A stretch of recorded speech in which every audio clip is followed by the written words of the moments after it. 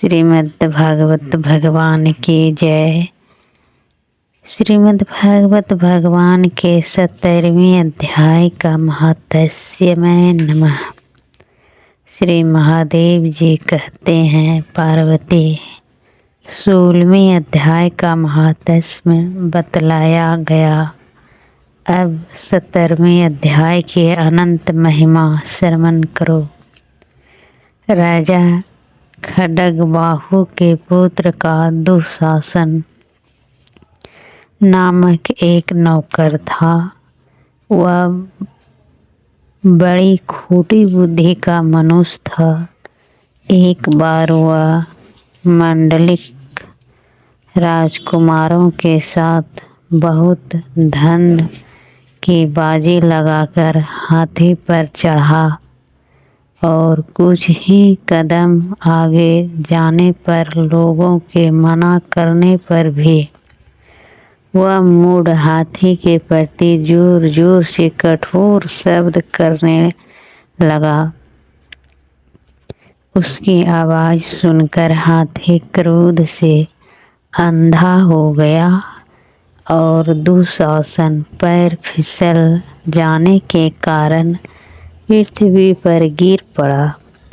दुःशासन को गिरकर कुछ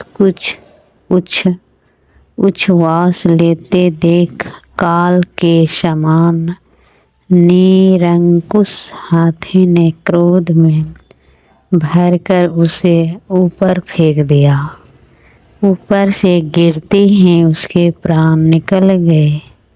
इस प्रकार कलवश मृत्यु को प्राप्त होने के बाद उसे हाथी की योनि मिले और लवद्वीप के महाराज के यहाँ उसने अपना बहुत समय व्यतीत किया। लवद्वीप के राजा के महाराज खड्गबाहु से बड़ी मैत्री थी, अतः उन्होंने जल के मार्ग से उस हाथी को मित्र की प्रशंसा के लिए भेज दिया। एक दिन राजा ने श्लोक की समस्या पूर्ति से संतुष्ट होकर किसी कवि को पुरस्कार रूप में वह हाथी दे दिया और उन्होंने 100 स्वर्ण मुद्राएं लेकर उसे मलवन रेस के हाथ बेच दिया। कुछ काल व्यतीत होने पर वह हाथी यंत्र पूर्वक पालित होने पर भी अध्याय ज्वर से ग्रस्त होकर मरणासन्न हो गया। हाथी वालों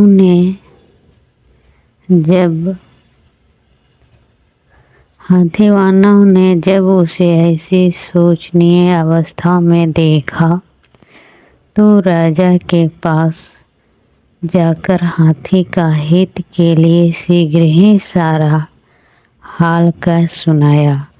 महाराज, आपका हाथी अस्वस्थ जान पड़ा है। उसका खाना पीना और सोना सब छूट गया है। हमारी समझ में नहीं आता इसका क्या कारण है।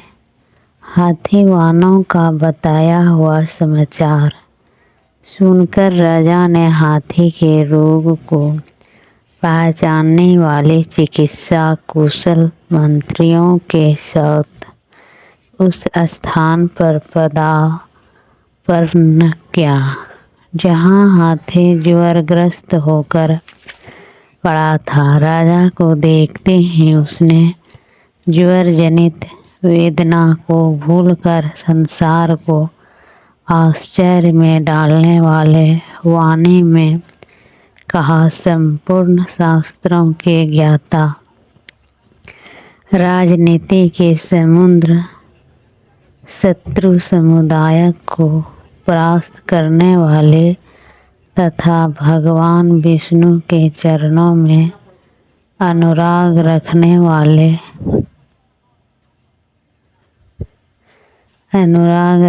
वाले महाराज, इन औषधियों से क्या लेना है? वेदों से भी कुछ लाभ होने वाला नहीं है।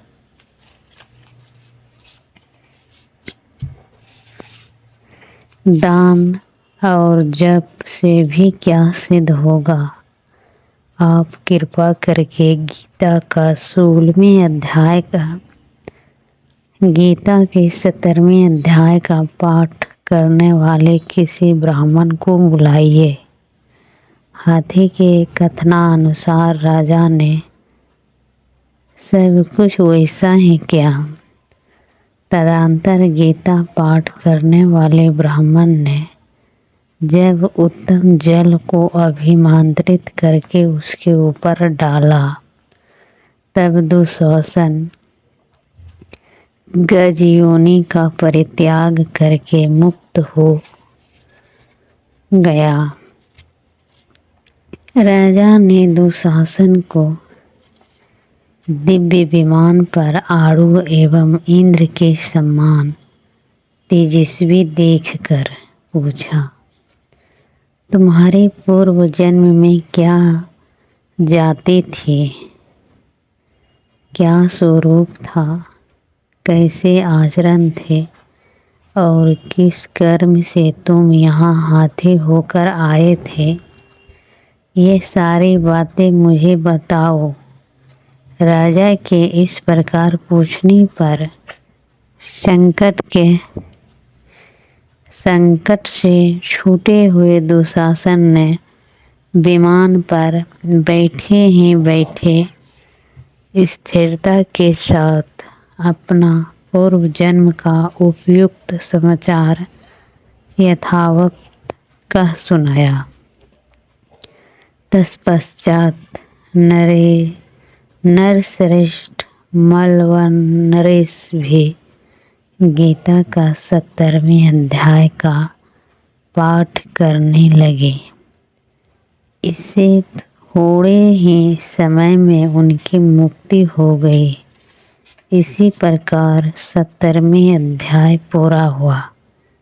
श्रीमद् भागवत भगवान की